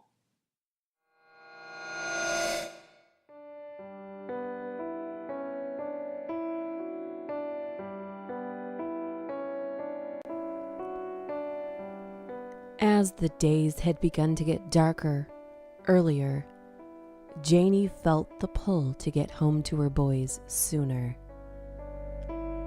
Something about the late fall evenings made her very aware of not working past 5. She was comforted by the thought of her boys, Jake and Sam, waiting by the front window as she pulled in. And she was sure her lovely neighbor would be anxious to get her own evening started. She felt beyond lucky to find someone to help her with her boys, so close to home, so reliable, but also so loving. Gladys had become a part of their tiny family, friend to her, and grandmotherly figure to her boys, who so desperately needed it. Gladys mothered her as well, often making dinner for Janie and eating with them. They both enjoyed the company. This evening, she was surprised not to see her boys at the window like she had imagined. As she entered her home, she smelled a fabulous surprise. "Gladys, what is that amazing smell? I don't recognize it." Gladys smiles and says, "Well, the boys for some reason had peeled about 7 oranges. Didn't eat them, just peeled them. I didn't want them to go to waste, so I made orange chicken. You're gonna love it. The boys are down the hall playing. It's all hush-hush." Janie proceeded down the hall in a tiptoe, sneaky fashion, so as to not alert the boys. She could hear them whispering as she approached the door, where they were concocting some secret plan like boys do. Instead of bursting the door open and scaring the crap out of them like she normally would, she decided instead to listen to them for just a moment. "Okay, now take the knife and cut the skin like this. Then put your finger right here like this and peel back. See? You can see the blood and all the veins." She heard Jake say this to Sam, who responded with, "Ew!" And then they giggled. She was a little confused as to what they were up to, but decided to give them another moment before chiding them about having a knife in their room. As she heard them continue, "Okay, now that the skin is off, you have to clean the meat from the bones." Jake instructed to Sam a little too realistically. "Don't be a baby. It's how men hunt." Jake talked to Sam so sternly. "But it's so gross." She stifled her gasp and opened their door, only to find her 2 boys carefully peeling oranges. She smiled at them as they jumped up to hug her, and they all tumbled onto the hallway floor laughing and giggling. After they all sat up and stopped laughing, she asked them what they were doing. Sam says, "We're practicing cleaning our hunt." She tries to hide her mildly concerned face and asks, "Say what?"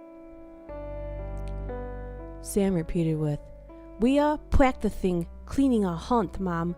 You know, like hunters do when they go hunting." "Oh," she said, Is that something you guys want to do? I'm sorry I hadn't thought of it." She was swept with guilt. Her husband, their father, was an avid hunter. Their boys had been too little to even be considered to go along before he passed away, and she hadn't thought they'd been interested. They had never said a word. Her eyes gainfully moist from the tears she hoped would not escape her wide eyes. "Would you guys like me to have Grandpa take you?" They looked at her with their innocent eyes and they nodded simultaneously. The tears escaped this time as she swept them into a hug once more before heading off to escape from her work clothes. "You boys get ready for dinner, okay? Gladys made us something amazing, thanks to your surgical procedures practices." She laughed a little at this. They nodded again and closed the door behind her. After she changed, she headed back down the hallway and reminded the boys to go wash their hands before dinner through their door. But as she went to continue down the hall, she heard them whispering again and imagined they didn't know she could hear them. She froze after she heard what they had said to each other. "But Sam, I don't want to do that." "Don't be a baby. Besides, they're just squirrels."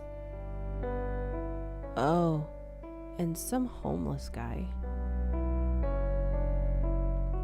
Janie paused in the dark hallway for a very long time. "Well," she shrugged and thought to herself for a moment. "Like mother, like son."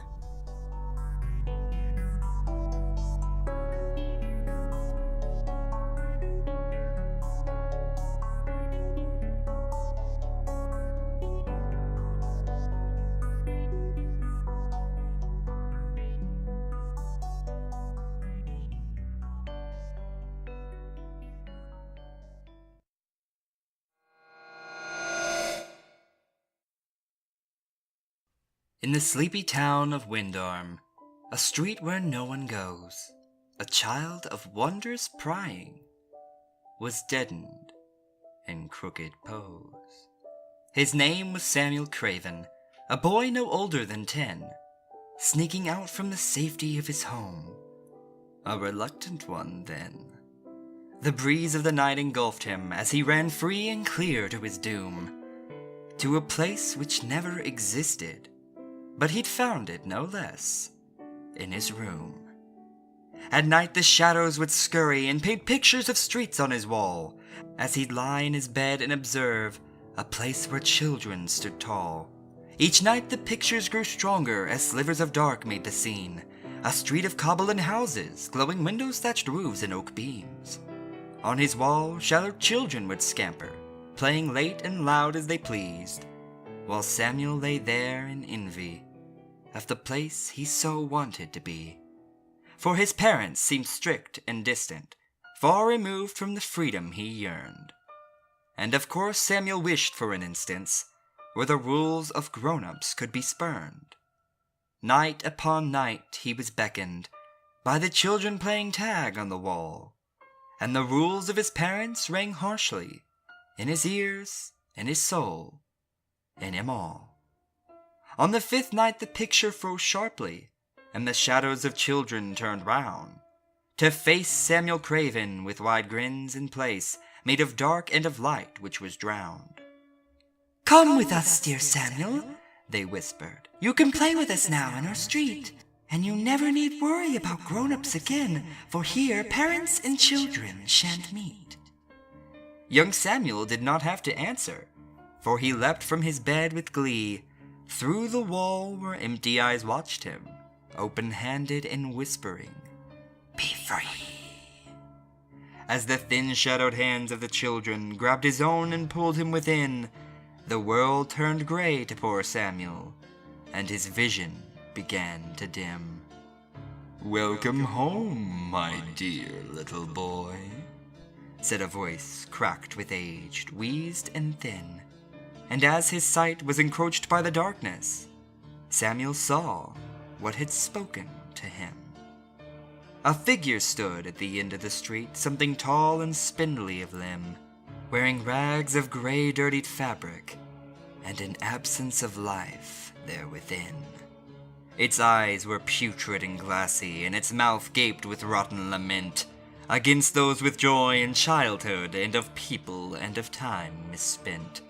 Come closer, dear Samuel, do not be afraid, for I am seeking little nothing more than to keep you away from the grown-ups of that world you have found to be such a bore. Look at the children who stay here, said the figure with bony hands raised, and as Samuel shuddered with a chill in the air, he knew the grave choice he had made. For the children played not, so to speak, but were frozen in crooked positions, like scarecrows warding off the unwanted, the figure's prized acquisitions. Mouths stitched tightly in place, eyes pleaded and ears strained to listen, as the shrouded vagabond figure walks amongst the deadlocked children. They too once wished to run far away from those who were old and stern, and of course I granted that wish by making shadowed statues of them. The vagabond moved ever closer, and Samuel saw in its round, opaque eyes there was nothing of love about them, only pain and a well of demise. As its rotten, coughed upon garments ruffled quickly in the bleak night air, Samuel turned to face his bedroom, running fast to the safety held there, but his movements were quickly restricted by the cracks and creaks all around of the hands of petrified children, shadowed fragments of life now death-bound. Scared little Samuel struggled and cried out as loud as he could, but quickly his screams were muffled by fingers like rigid warped wood. Now is the time, said the vagabond, showing his teeth white and bled. While slithered hands gripped the boy in place, the figure held needle and thread. Darting in front of small Samuel, the needle glistened with delight, and the children forced a smile on his face with their hands withered and slight. As their fingers pulled at the corners of his mouth and prodded inside, Samuel cried in desperate terror, tasting charcoal and rancid-skinned hide. The vagabond now simply reveled as he pierced helpless Samuel's top lip, pulling needle through skin and followed by thread, before laughing and gargling on spit. Coldness now took young Samuel as his skin began to fade. Like the other children around him, life and hope renaged. I will seal up your lips and I will take your light, said the vagabond holding the needle, and add you to my own gaggle of souls filled with hate for those who are feeble. As the needle hovered and danced, tears streamed down Samuel's face, to be back in his cozy bedroom, find his steps in simple retrace. That was all he could think of, but now nothing more could be done. For as his skin turned to shadow and his eyes began to burn, the vagabond stared intently, spit drooling from open-gaped lips, and with one thrust forward the needle drove straight to extinguish the child's heart by eclipse. Howls of pain and anguish cut through the cold, darkened street, but it was not young Samuel who yelled in pain. It was the vagabond who had to retreat. For standing shoulder to shoulder, dragging the figure with all of their might, were Samuel's parents emboldened by their son's cries for help in the night. They pulled at the creature's limbs, knocking needle from sword at hand, as the shadow children creaked forward, following their master's commands. Take their light now, my children, said the vagabond, seething with hate. These grown-ups must be punished. Stitch their lips and seal their fates. Samuel lay on the cobble, crying and desperate for home, as the vagabond threw both his parents to the ground next to their son. They cradled their boy's head softly and whispered, "Don't be afraid," as the shadowed children surrounded, open-eyed with fingers like blades. But looking at young helpless Samuel, something stirred in each shadowed face, of memories of home and of love, of a forgotten and once lived-in place. The memory of family came flooding like a tide of bitter regret, of sleeping in darkness for centuries and being snatched from warm, comfy beds. Slowly the children cracked onward as the vagabond closed in tight, yet not to assist their captor, but to stop him with all of their might. A sea of shadowed child fingers pulled and clawed at the rags of the vagabond once their master, who'd sewn each of their stitchings and gags. Samuel's parents did not need to ask for one more second of time, and grabbed their son as quick as they could, fleeing the scene of the crime. As the figure tore down his children, each one their stitching pulled out, he rasped and screeched with venom as the family who'd caused such a rout. His horde of children lay on the floor, wide-eyed and mouths ripped open, as he flung himself towards the three who'd left his street empty and broken. Panting and rushing and heaving, Samuel's parents flew to the edge of where the street now ended, and bedroom made safety its pledge. The vagabond soon quickly followed as the family leapt within, to their house and the home they had chosen for their son to play and sleep in. As the figure drew ever closer, a seething wretch of the night, Samuel's mother leapt to the corner and simply turned on the light. No shadows were there to be feared of, no vagabond children or street. Nothing which spoke of the danger which their boy had taken to meet. The years moved on with Samuel, though he would never forget his mistake, running from those who loved him to strangers who'd promises make. And now young Samuel is grown up, his daughter asleep in her room, as shadows and whispers spill over from the street, the vagabond's tomb.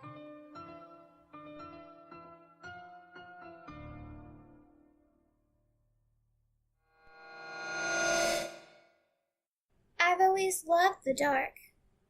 It feels warm and welcoming, like a mask, hiding all the stress and emotion that the daylight shows so explicitly, and replacing them with a sensuous feeling. The dark reveals your true nature, and abolishes the facade you play during the daytime. Yes, the dark is good. You can be yourself in the dark, and not feel judged or threatened, all the while by being yourself. That's why I love the night so much. You can just relax in the blackness, surrounded by nothing but shadow, allowing the dark to overcome your senses and numb them down until you feel nothing at all but complete weightlessness. Then when sleep finally takes control, you are thrusted into even deeper darkness. Infinite darkness. Just black, empty space. An endless void your mind creates to help you drift off into unconsciousness. But why? Why is it always black? Have you ever thought about that? Whenever we close our eyes, we are met with black. But why? You don't notice it, do you? You don't think about it. It's just there. Like breathing, blinking. After a while, your subconscious just accepts that when we close our eyes, we see darkness. Empty darkness. So, why is it then that people are scared of the dark? An average human being will sleep for 229,961 hours of their lifetime. For 1/3 of their life, they will live in darkness. Complete and utter darkness. If we really were scared of the dark, why did we have the ability to close our eyes and sleep for so long? So long in the black oblivion. You see, I think no one is truly afraid of the dark. That's just an illusion. An illusion we produce to trick ourselves into thinking that there is no such thing as monsters. We've all heard that story, haven't we? About the night terrors that roam around in the night, claws raised, teeth barred, ready to attack the young, naive child as they sleep in their beds, unaware of their demonic presence because they can't see them. Don't lie to yourself. You were once like that, sitting awake, clutching at the sheets as you stare at your ceiling or glancing around your room. Perhaps you had a nightlight, a holy crucifix of sorts, that were used to ward off the monsters, to protect you. Well, I think, as you grow up, you begin to tell yourself that in all your childlike innocence, You were never scared of the evil that lurked in the shadows. You were simply afraid of the dark. That's what you believe. As you grow up, you tend to grow out of this fear and relish in the dark, like I do. But this fear can remain with you in adulthood. In fact, it's one of the most common phobias, nyctophobia. Even as a fully matured adult, you still fear the emptiness. Or do you? You see, the statistics prove that we spend a long time sleeping, a long time in the dark. We never seem to mind, even if we are terribly scared of the darkness. But why? I think your subconscious is telling you that they are still there. A small part of you still holds strong to that childhood memory of being alone in the dark with the night terrors. But this time, you have no light to guard you. Obviously, adults don't tend to own these little nightlights anymore, do they? They say they don't need them anymore. They call it a silly childhood fear of the dark. They say there is no such thing as night terrors. But what do they know? If they lived long enough to mature into adulthood, they've probably never seen one. My opinion is that we all have nyctophilia, a general love for the dark that helps us sleep. Even those that claim they have a fear for the night, they love the dark. I love the dark. You really were never scared of the dark. It really was an illusion our minds created to reassure ourselves we are safe at night. To reassure us that there is no such thing as night terrors. I love the dark. I always have. It feels homely, warm and comforting, like I've always been in the dark. It's fun being in the dark, feeling free, feeling safe. I know you like the dark too. When you come home from work, tired and tense, and you flop onto your bed, stretching your aching muscles, getting ready to sleep. Yes, you love the dark, I know. You still fear it though. An occasional scan around your room before you allow your body to shift into sleep mode. It's amusing, really. You know darn straight what you fear. And it ain't the dark. It's me. I like watching you sleep. The way you toss and turn. The way you sigh contently when you get comfortable. The way you jump up in surprise when you hear noise. You haven't changed much from when you were a child. Not really. You still fear me. But this time, I'm not going to let you get away. You are unprotected now. No nightlight, no nothing. Completely and utterly alone in the dark. With me. I've always loved the dark. So have you. It was 4:03 in the morning and I woke up screaming. It was my dream. In my dream I watched everybody I knew I loved to be killed. He had a short fat body, long slender arms, which ended with claws that looked like swords more than claws. His eyes were slits that glowed red in the darkness, and his teeth were like sharp horns. He looked at me before I killed him, and laughed each time he ripped apart my loved ones with his sharp claws. How had he found us? It tricked me into letting it into my home by making the voice of my father. It couldn't come in with permission. It told me after it rips out my mother's heart. The dream ended with a creature laughing his evil cackle and slowly walking towards me, dragging his claws on the floor. I screamed and sat up in my room, in my bed, safe again. 4:03. I heard a knock on the door and I froze up instantly. "Tommy, I heard you screaming. Are you alright? I heard my mother say. What a relief. Mom's here. I'm fine, Mom. Just a bad dream, I replied, with relief rushing over me. Okay, honey, I got you a glass of water. Do you want it? Mom said back to me. Sure, come in, I said. And as those words left my mouth, I remember it. It was September. Then I moved back into my college dorm 3 weeks ago. Sleeping is often considered a luxury by many. I can understand why. You've had a long day at work with your boss yelling at you about fucking up your reports. As you drive home, you get a flat tire and the people in the traffic you've unintentionally created start yelling at you. You finally get home, all you have to eat is some leftover seafood and bagged vegetables. After watching Wheel of Fortune reruns for the 100,000th time, you finally arrive at your mattress. You change into your PJs, most likely a shirt and PJ bottoms. Maybe in the summer, you're in boxers instead. The covers are then pulled back, making a weird scraping sound. You don't care. You're too tired to process how grafting it could actually be.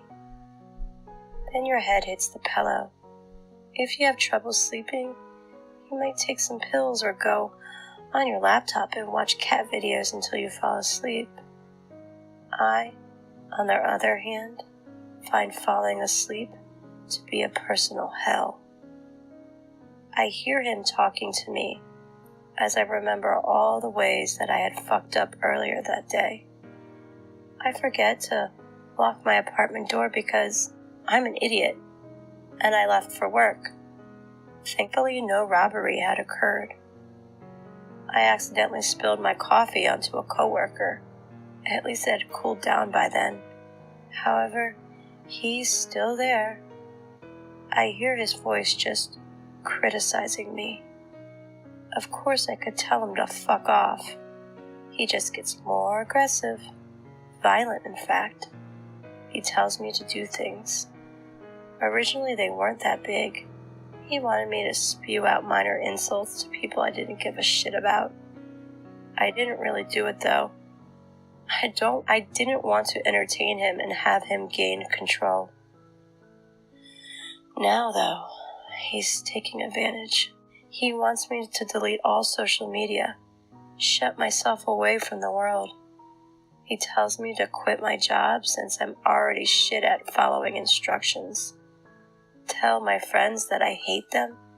He wants me to lie for his own sadistic enjoyment. The nighttime is the worst.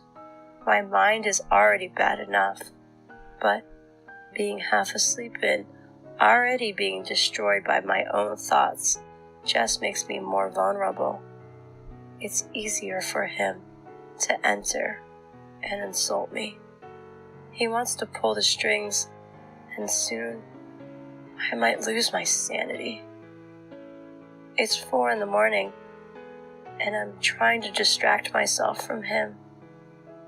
It's the only thing I can do possibly to stay sane. I can't get antipsychotics due to the conflicts with my epilepsy medication. All I can do is grin and bear it. Wake up every morning at 11 with his voice still quietly beating my brain. Things will get better by 2, as I'll be more awake and kind of stable. My boss will yell at me, like always, for being 10 minutes late, and that's when the paranoia and the voice returns. You can't do anything right. They hate you. You fucked up again, just like always. They're watching you. Stop looking at me. The others will probably think I'm insane, since I'm sweating and my eyes are rapidly looking all over the place. What else can I do, though? I have no more options. I can only listen and get mentally annihilated. I look at my clock, done thinking about how the day is going to play out. It's 6 a.m. and the sun is rising. Looks like it's time for you to wake up and time for me to escape my hell.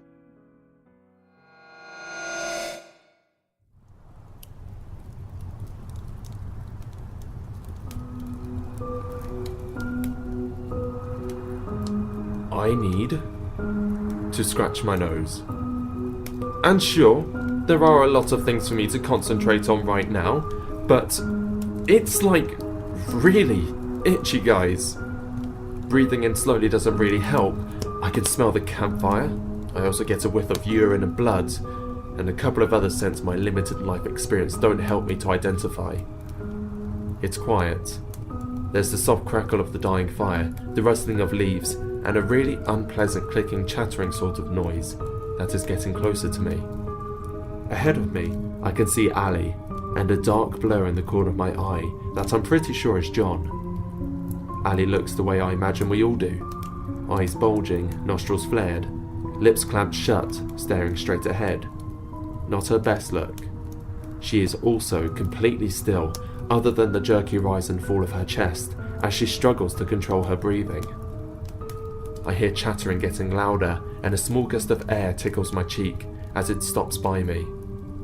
I grit my teeth and force myself to hold still as its slimy tongue slides its way up my neck to probe its way into my ear, then around to caress my eyes, leaving strings of mucus in its wake.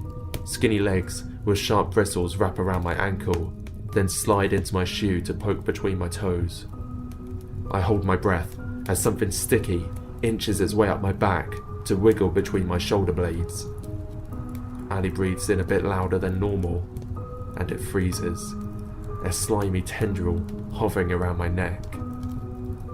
Silence. After what feels like an eternity, it starts moving again, this time in John's direction. My dad always told me that in unfamiliar circumstances, figure out what you know first, and then go from there. So, it doesn't like sudden movement. Jill screamed and jumped back when it first appeared out the trees, tripping over her lawn chair. I think it's her head that's resting against my foot, but I can't really check now, can I? I'm betting it doesn't like loud noises much either. Simon started crying about an hour ago, and his snotty whimpers were quickly replaced by some much more crunchier noises when it got to him. I'm guessing he's the reason my left arm is all sticky. I'm not much of a philosopher, but I'm asking a lot of questions right now, you know? Like, is it reacting out of fear? Curiosity? Is it going to leave when it's finished? How long can a person keep standing until their legs collapse? If I pocket dialed John, would it give me enough time to try and get out of here while it's otherwise occupied? I have a lot of questions and few answers. But one thing is certain. If I don't scratch my nose soon, I'm going to sneeze.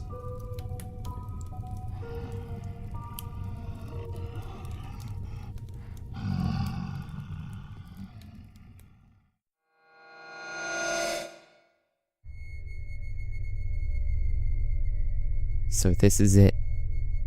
60 years of love, devotion, and marriage have led up to this, our final moment together.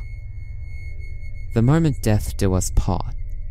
The moment my sweetheart grows wings, joins the angel band, and leaves me here alone, until I decide to join her in the sky. We've been married for 60 years. We first met in Brandon, but we moved to Winnipeg to start our life together. I suggested we move to America many times, but Rose hated the idea of leaving this country. She said she always wants to be close to home, the Canadian prairies. She loved driving outside the city near giant fields of grass with our old John Prine tapes playing. I honestly never got the appeal. Guess I'm just not as moved by the simple wonders of nature as she was.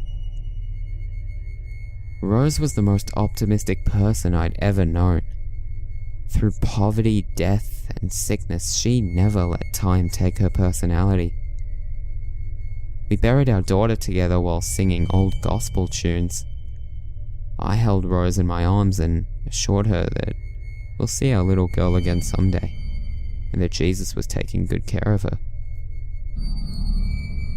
I told her one day the three of us will meet on the beautiful shores of heaven.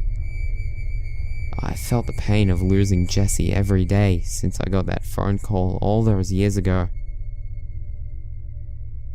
I fantasize about us dying all the time, just so we can see her beautiful face of innocence just once more. I never went to visit Jessie on the shore because I know how much me leaving would hurt Rose, so I decided to take her with me. And now, as I remove the knife from her stomach, I see the life in her eyes start to go. She looks at me and, with her final breath, asks, "Why, John? Why are you doing this?" I hold her in my arms and say, "It's okay, sweetie. We're going to see her again." I then take the knife and stab it into myself while humming that old gospel tune. In the sweet by and by, we shall meet on that beautiful shore. When I was about 11, I used to visit my dad's on the weekends. His house bordered a horse farm, and the boys that worked on the farm and I used to be friends. They were a couple years older than me, and on the weekends, we'd usually sneak off into the woods. Way back behind my dad's house, the farm continued and huge fields rolled out for a few acres before ending at the forest line. We'd tell stories or watch the horses or play catch back there. Really anything to pass the time, as my dad was usually working on something around the house, and if I stuck around, he'd always put me to work. It was nice living next door to them until one night after my 11th birthday. I was startled awake by what I thought were the sounds of some creature screaming in the woods. I was scared and started crying, but my father came in to comfort me. I told him it sounded like some monster was outside, and he promised that it was just one of the neighbors' horses giving birth. It went on for several minutes before everything went quiet again. I was still scared when my father kissed my forehead and left me alone in my bed down in the basement. The basement window faces my neighbors, but all I could see over the bushes was the moon, high and nearly full in the sky. The next morning, I awoke to a large van and a trailer, along with a police car parked in the neighbor's driveway. I asked my dad what happened, but he didn't know. Instead, I ran outside and over the fence that separated my yard from the neighbors. I saw the boys by the barn, but I didn't see the fool who raised his head from behind a bush and laid one of his big, empty eyes on me. I nearly jumped out of my skin, and the boys heard my scream. They turned from the barn, and when they saw me, they walked over to me. The foal stared at me for a few moments, and then turned its black body and walked away. It was small and smelled like stale bread. They both looked sad and explained that the baby horse was just born last night. I was surprised it was walking so well, but was confused why they were so sad. They said that when it was born, it ripped its mother apart. She's dead. That's what the van and the trailer and police officer were for. Their mother called them back to the barn, and we said goodbye for the weekend. I went back and had a Sunday breakfast, packed my things, and went out to my dad's truck to head home. As I was leaving, I saw the baby horse stomping wildly in the front corner of the pen. My father shook his head at it and drove by as we left the driveway. Just as we reached the edge of the driveway, I could see over the fence at what the horse was stomping on. I gasped and yelped when I saw the neighbor's cat in a mangled heap under the small dust cloud the foal's hooves had kicked up. My father yelled about his redneck neighbors and rubbed my back as I cried. I loved Skittles. The following weekend, I came back and hung out with the boys in the field far behind my house. We were there for about an hour before I noticed something way off in the field. It was the foal. Its little black body was motionless in the tall grass. I almost didn't see it as it was standing against the only dark stone tall enough to encase its silhouette. Like it was almost trying to hide. We all stared at it, the boys yelled even, but it didn't move a muscle. It wasn't until I started to walk towards it that it bolted. When I went back home, I told my dad that the foal really creeped me out. He said that it was just a horse and that I should be more creeped out by the neighbors. A weird thing for a dad to say to his 11-year-old daughter, but that was my dad. The next morning, I woke up before I normally do. It was early, and the dawn light had just begun to shine through my window. I couldn't see it from my bed, but the slight glow from the morning sun shone on the opposite wall. I realized I had to pee and got up to go to the bathroom. What I saw next made me scream so loud that my dad burst into my room with his shotgun loaded a few moments later. In the little basement window above my bed, a big, black, empty eye stared through the window. It was the foal. He had escaped the electric fence and was standing in our yard, his head eerily still in the center of the small window, that big eye trained on me. I was so scared I stood in place and just cried until my dad came bursting into the room. The foal jumped up and disappeared into the yard. My father ran upstairs to look for it, but he found nothing. He went to the neighbors and they said that at some point the night before, it had gotten into the chicken coop and killed the chickens before running away. When my dad told me that, I started to cry again. The neighbors had over 50 chickens, and half of them were up a ladder on the second floor.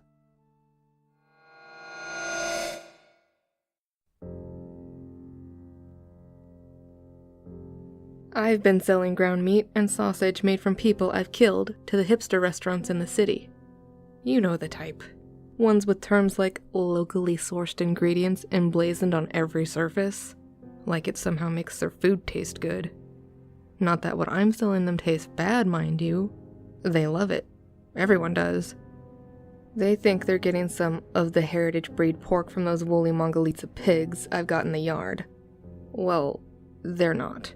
Those little guys aren't for sale. The restaurants are buying and serving human remains.